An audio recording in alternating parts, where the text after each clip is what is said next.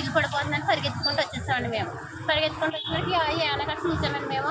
ఏమైనా చూసుకోగా వచ్చినట్టు అతను కారు ఎక్కేసి వెళ్ళిపోతుంటే గౌగమ్మ ఇద్దరు పరిగెత్తండి డోర్ కొట్టాము. అప్పుడు ఆగారండి.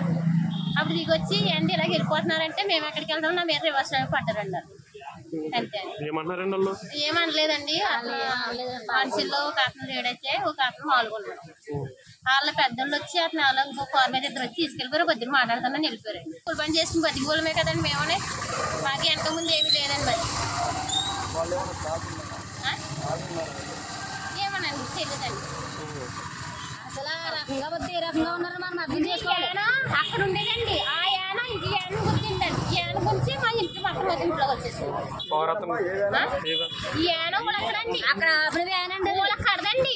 ఇది కూడా ఇదమ్మా ఇక్కడ ఉండేదండి. మూడు తీసుకొచ్చేసాడు ఆయన. మొత్తం గెట్టుకొచ్చేసాడండి. మొత్తం అండి మొత్తం మూడేనండి. మూడు మొత్తం ఇలా భద్రేసుకొని అండి. మొత్తం ఇల్లు వెళ్ళిపోయిందండి. కడకి భద్రేసుకొని మా ఇల్లు మా కొట్టాక ఇప్పుడు మాకు మా దిక్కేండి మాకు చెప్పండి మరి ఎలాగ చేస్తారు.